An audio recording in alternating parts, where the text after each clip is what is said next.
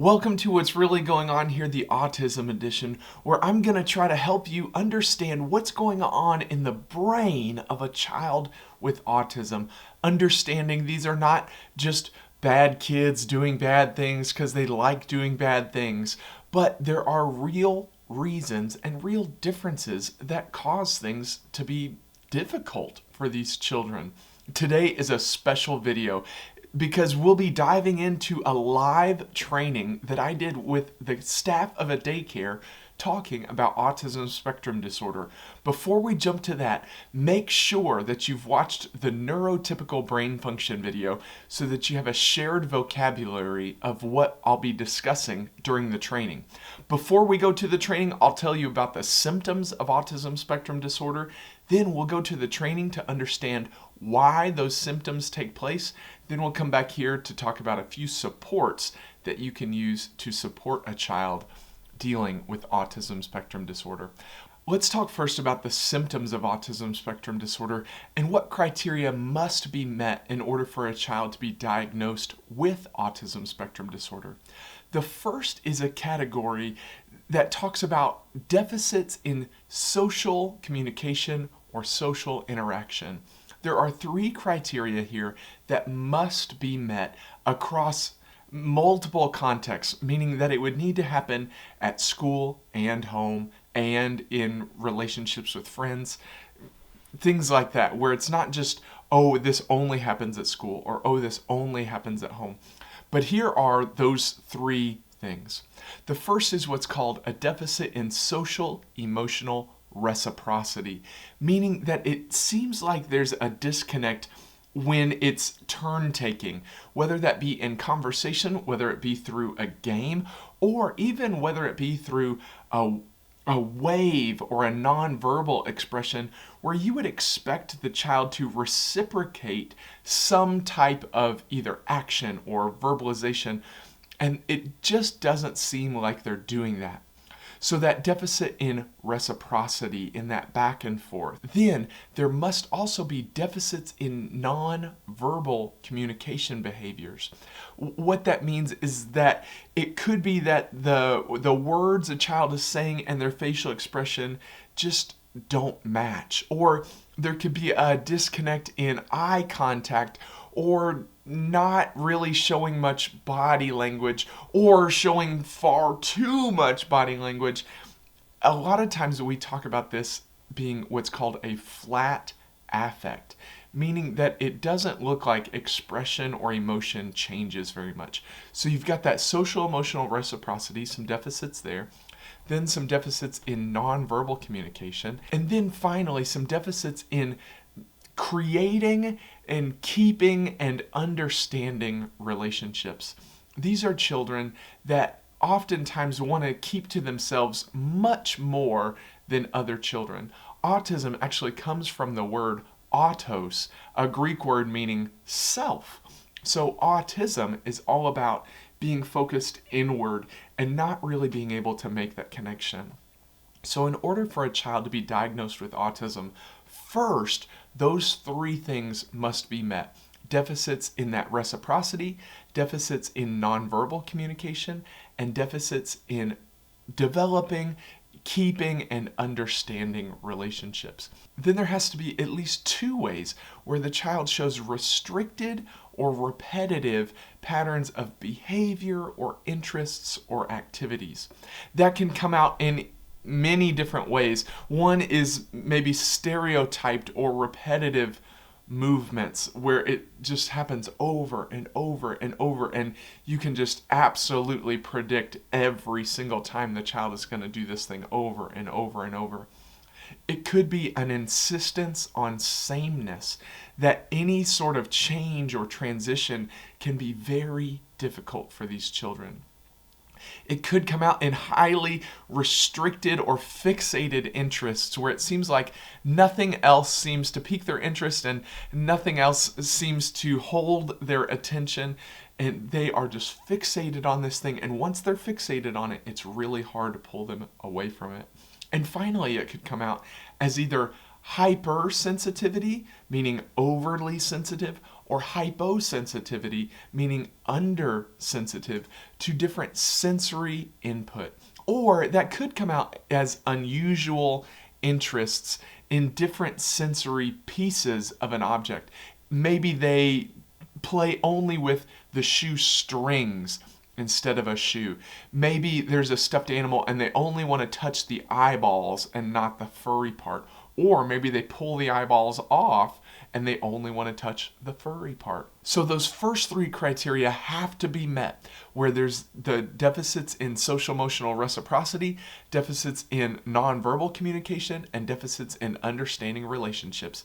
And then at least two of those ways where a child's behavior is restricted or repetitive or fixated.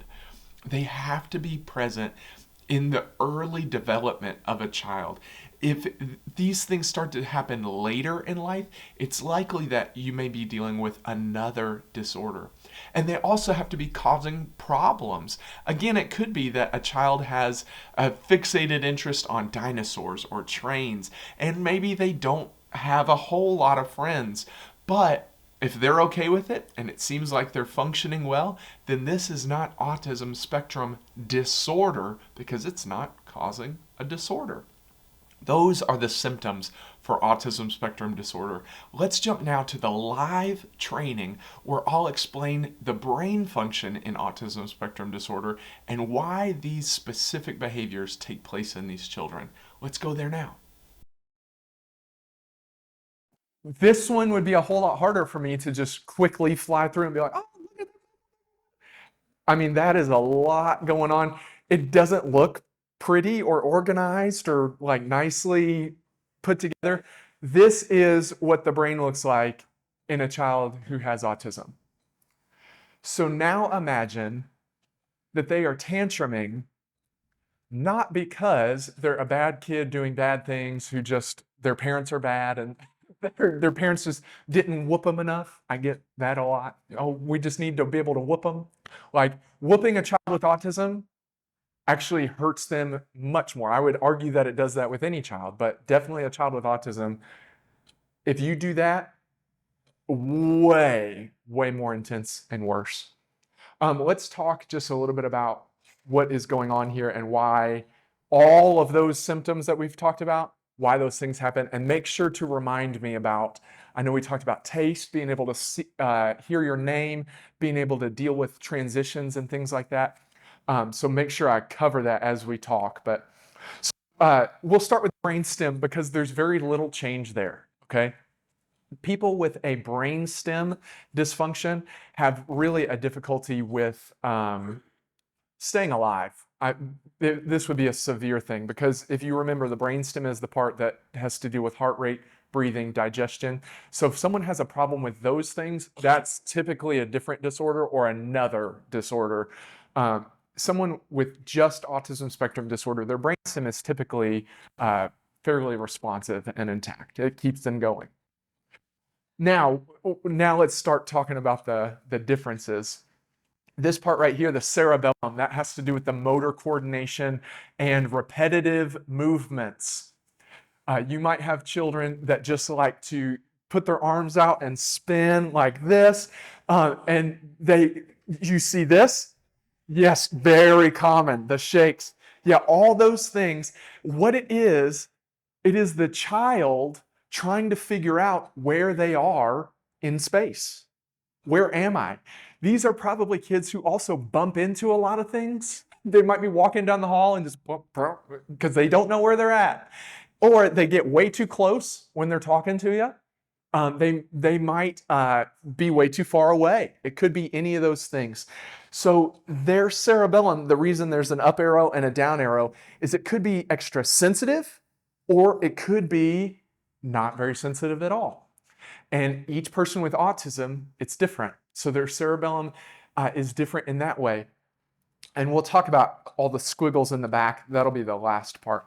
Same with sight. So sight can either be a hypersensitivity or what's called a hyposensitivity, where they're very sensitive to sight or they don't really seem to have much connection with things they see at all. It's almost like a blank, like everybody else is real excited about watching Blippi or whatever, and these kids, it just doesn't seem to be registering. So hyper or hyposensitive with sight. Hyper or hyposensitive with sound. That is a big, big one. Maybe you have a thing in your class where it's like, all right, and when that kid goes, "Whoa, what?" Like it's a gunshot to them, whereas all the other kids are like, right? So you all have those things, and all the other kids are like, and this kid is, ah, right? Hypersensitive to sound, okay? Same with their amygdala. Their amygdala, we talked about danger, not sensing danger. So their amygdala can be super sensitive where they just kind of want to sit in a corner, usually facing the corner, looking into the corner, and don't want to be around anything. Or hyposensitive where they don't sense danger at all. And it's like they're running around and what in the world? You just ran right across the parking lot, jumped over that snake, and there's a dog chasing you. And you're laughing and smiling. You think that this is funny. Along those lines, is that like actually makes them not physically feel pain? Or is that like a It's can be, definitely. So that would go with the hyposensitivity on the touch. because this child I saw Yeah. like a toy on saying like a Mhm. he completely, I mean, from a standing position, face planted. Ah. I mean. Yes. Like, Yep. and that's So they'll hit and then, yep. hurt, like, Yep. And probably no emotional expression, not happy or sad, just up and going. That when he went to the doctors, he got his finger shut and like the finger got closed on the door, and he didn't move, Yeah. move, and the doctor was like, and his mom, when we mentioned it, and she's been that way since he's been a baby. yeah. Yep. Yeah, so there is a actual medical condition where you don't feel anything. So it sounds like maybe some testing for that too, but that can be a symptom of autism is this sensitivity to any type of touch. Because all touch to us is the same. If you touch a hot stove, it's the same as petting your dog. It's just a different signal that's processed in the brain. Okay. Same with smells. There are kids that I've got one, and he looked at me one day and he said, "Mister Stu," and I said, "Yeah," and he said, "Why does your breath stink?" And I was like, "Okay, well, I will chew gum now every time before I see you." He just has a hypersensitivity to smells, and that's he wasn't super close to me or anything, but I just drank some coffee, and to a kid and to anybody really, that doesn't smell very good. So there you go. So hyposensitivities to taste. And so it could be a touch thing in the mouth. So if it's a texture thing, it would be a touch hypersensitivity that would make him gag and throw up. Also, it could be a taste thing. So sometimes what it is the taste of the food doesn't seem to match the texture of the food. And so especially if one of these things is hyper and one is hypo, or if they're both hyper, then he's got a hypersensitivity to taste and a hypersensitivity to the way things feel, and the combo is not good. Does that make sense? Yeah, there you go. There's ways around it, so we can talk about it. And then same here, these niches, these fixations, right?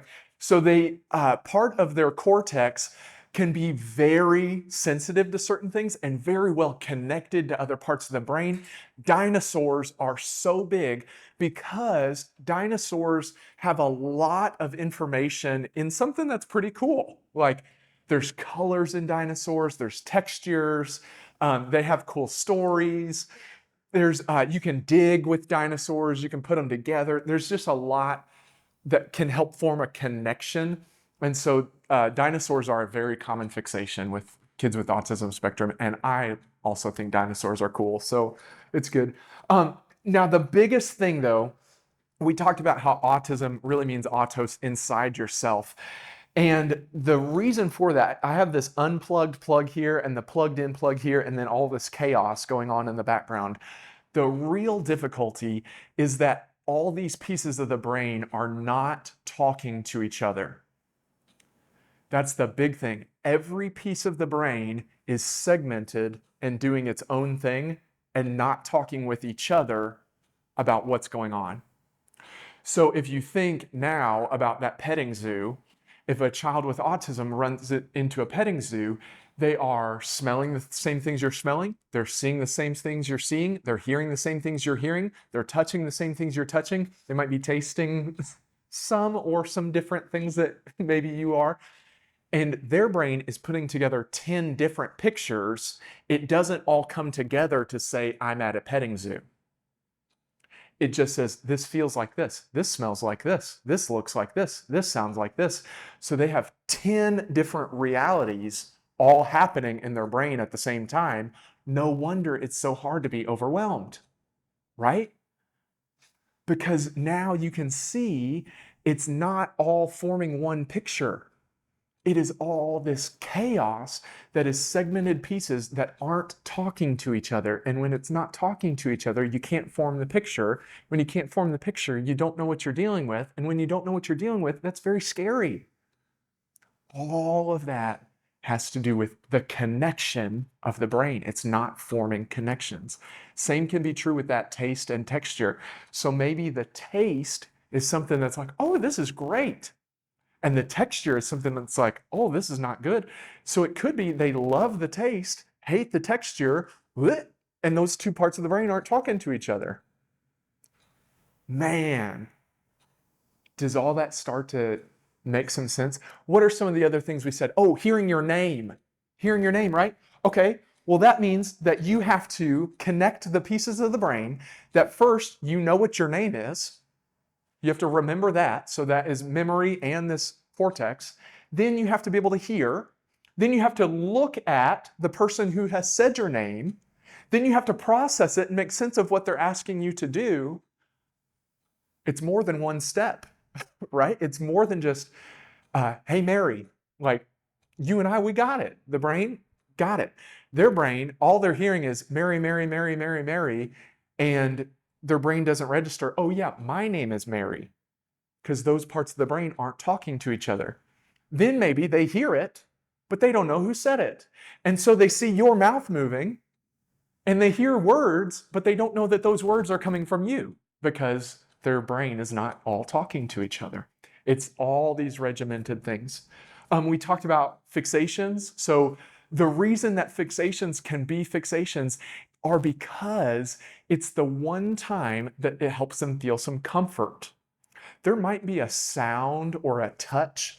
Velcro strips are really good. This is just a common thing. But if you take some Velcro and you have, you put it back to back where like the rough side is on one and the soft side is on the other, that is really great for a child with autism. And you can put it underneath a chair. You can put the rough side here and the soft side here. You can stick it on. You can put it on their folders, different things like that. That way they can feel these different things.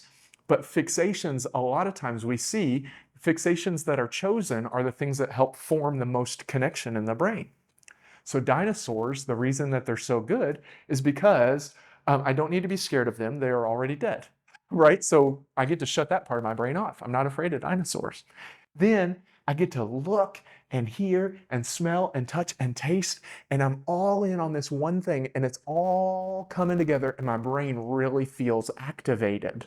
And those are where the fixations come from, are when their brain feels the most activated, the most at peace, the most like a neurotypical brain.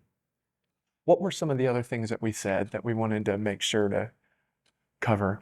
We said, transitions. Let's talk about changes and transitioning from one task to another. Let's think about everything that's involved in transitioning from one thing to another for just a kid without autism, okay? That means whatever they're doing, if it is something they like doing, they have to stop doing that thing. There's fight number one, right? So there's your first obstacle. They might really like the thing that you're asking them to stop doing. So The first thing, you got to get them to stop doing one thing. Then you have to get them to hear and understand what they're about to go do. Then they have to maybe pick up and put away whatever thing that they just finished doing. Then they have to get ready for the thing that they're about to go do. Then they have to go actually transition and walk to this new thing. Then they have to get themselves prepped and pumped and ready to actually start the new thing. Then they have to start the new thing. How many times did your brain pieces all have to talk to each other during that chaos? Now, for any child, transitions are wild. But for a child with autism, imagine their brain is not talking to each other. Hey, Susie, we need you to stop playing that. Ah, this is the one thing that's got me feeling calm. Ah, you mean I'm going to have to go do the thing that never makes me feel calm? Ah, right? So they throw the toys. All right, Susie, you don't even have to pick up the toys. Don't even worry about it. Come on, Susie, we got to get to the next thing. Right? Because they can't feel themselves in space. You're asking them to move from here to there. They can't understand your instructions. And their brain part that is telling them, hey, you need to walk like this, is not talking to the part that says, hey, they just told me to go over there. So rather than figuring it out, it's like, well, first, I got to figure out where I am. Right? And it gets going. And once you see that, it's like, oh my goodness, no wonder it's so hard for these kids to transition. Same is true with change. Change is not fun for any person. Any person struggles with change, even if it's a change that you're excited about. But definitely with children with autism, it can be even more extreme because their brain is very regimented and they have found coping skills and ways to regulate throughout a day. And if you swap one of those things, my brain is not connected well enough to come up with a new strategy quickly. I can come up with a new strategy, but it's going to take the whole day. I mean, it's going to take all day or longer, right? They like the routine. Yes. Because routine forms a connection without them having to do it. Does that make sense now why routine is so great with kids with all kids, but especially children with autism? Routine is so important because it helps form that connection in the brain without them having to do it. Now, getting started routines is hard, but once you've got the routine in place and if you'll follow it every single day, and even if there's a substitute, they follow that exact same routine, you'll see a lot better results because the brain can form better connections that way. All right, so we're going to do just an exercise, and you can sit back and relax during this exercise. You can even close your eyes during part of this exercise, but we're going to try to step into the mind of a child with autism, okay, and really just kind of figure out how that might feel. So this is just a guided imagery. We're not going to like step into another room. You may have seen on TV shows and stuff, they have people put on blindfolds and like loud things we're not doing that. We're just going to imagine. But as we go through this, just kind of think about how you are feeling during it, and then probably it will be time for our break. So just kind of think about that, maybe talk about that with your peers, and then when we come back, we'll share our thoughts related to the exercise, okay? All right, here we go. Get yourself comfortable first, so however is comfortable for you. And go ahead and close your eyes. Take a deep breath in. And as you exhale, let go of any tension or stress that you may be holding on to. Take another deep breath. And allow your mind to become open and receptive to this experience. Now, imagine yourself standing in a classroom filled with children at play. The room is bright and colorful with various activity stations scattered throughout.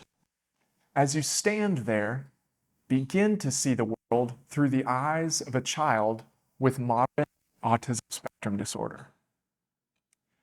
You notice that the room feels overwhelming with the vibrant colors, lights, and sounds all competing for your attention.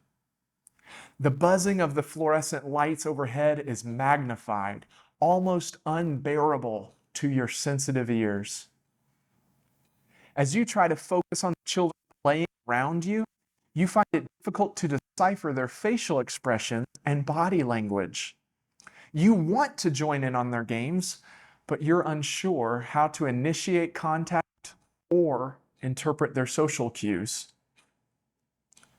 You attempt to communicate with the other children, but forming words and sentences feels challenging. You struggle to express your thoughts and feelings, leading to frustration and isolation. The bustling environment begins to feel increasingly chaotic. You notice repetitive patterns in the room, like the ticking of a clock or the pattern on the carpet, which provide a sense of comfort amidst the chaos. You feel an urge to engage in these repetitive behaviors to self-soothe and regain a sense of control over your surroundings. Now, take a deep breath and step back from the perspective of the child with autism. Recognize the challenges they face daily and the strength they possess to navigate their world. As you continue to breathe deeply, allow feelings of empathy, compassion, and understanding to fill your heart. With each breath, commit to supporting and advocating for these children, helping them build connections, develop communication skills, and find joy in their lives. When you're ready, take one last deep breath. And as you exhale, bring your awareness back to your own body and the room around you. Open your eyes, feeling refreshed and inspired to make a positive difference in the lives of children with autism spectrum disorder. There were two things that covered just a bit really quick. One was social interaction. Again, just think how much brain activity goes into reading what someone is feeling. I have to know what the emotion is. I have to be able to see it in them. I have to know how they feel most of the time. Are they just more angry than usual, or is this different? Welcome back. I hope that you were able to learn some about autism spectrum disorder. One thing that I didn't cover in that part of the training are the neurotransmitter differences in children with autism spectrum disorder. There's a few major differences. The first is that norepinephrine, the brain's steroid that helps fuel action and connection between things, it's kind of like a leaky drum. It can be very prominent in some areas and can be very depleted in others. That's why some of those fixation behaviors happen, because there's norepinephrine in the areas that are causing that part of the brain to fire, and there's less norepinephrine in other areas. Another key difference is a depleted amount of gamma-aminobutyric acid, meaning that the brain's brake pedal isn't quite doing everything that it should be doing. That's why these children can show repetitive behaviors or lots of flapping and spinning, because their brain is not telling them to slow down. Finally, there can be increased amounts of serotonin, glutamate, and dopamine. Those can cause a variety of difficulties. The increase in serotonin can cause that flat affect. An increase in dopamine causes fixation behaviors, and an increase in glutamate causes either sensory seeking or sensory avoiding. So it's important to keep that in mind as you're working with children with autism spectrum disorder, that their brains are literally working differently. But there are some things that you can do to support these children. First is patience, patience, patience. Remember that these children's brains are trying to communicate with the different pieces of the brain. So it's important that you slow down and understand that the child's brain is trying to put these things together. It just may need a little more time or assistance. So the first strategy is just patience. Another one is visual schedules. Because the brain is trying to put different pieces together, a visual schedule helps put together the cognitive thinking part of the brain along with the visual part of the brain. And if you have the child check off the visual schedule or have some type of flipping where the child shows that they completed it, then you're also adding some touch, some other sensory information. So you're helping the brain start to put different pieces together. And finally, a strategy you can use is what's called a sensory diet.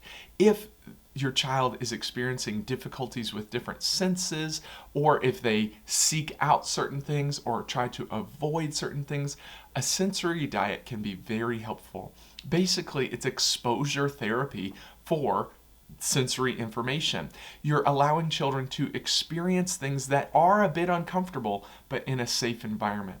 Maybe they don't like the feeling of sand, and so you can get a baggie of sand, and maybe they can play with it through the baggie at first, and then they can start to put their fingers in it, and then over time maybe they become less sensitive to that feeling. You can do the same thing with soft material. You can do the same thing with rough material. You can try all sorts of different things that help your child to experience different sensory information in safe ways and only at the level that they feel comfortable at the time. Over time, as they're able to explore those different sensory sensations, you may see that they're able to better integrate that sensory information with what's going on in their world. Hopefully today's video helped you to understand that children with autism are not just disruptive children who like doing bad things because they're bad kids. There's real differences going on, and with the proper supports, symptoms can become superpowers. Remember what's really going on here, and you can help your child thrive. I'll be back again soon. Till then, spread the word, share the love. Bye-bye.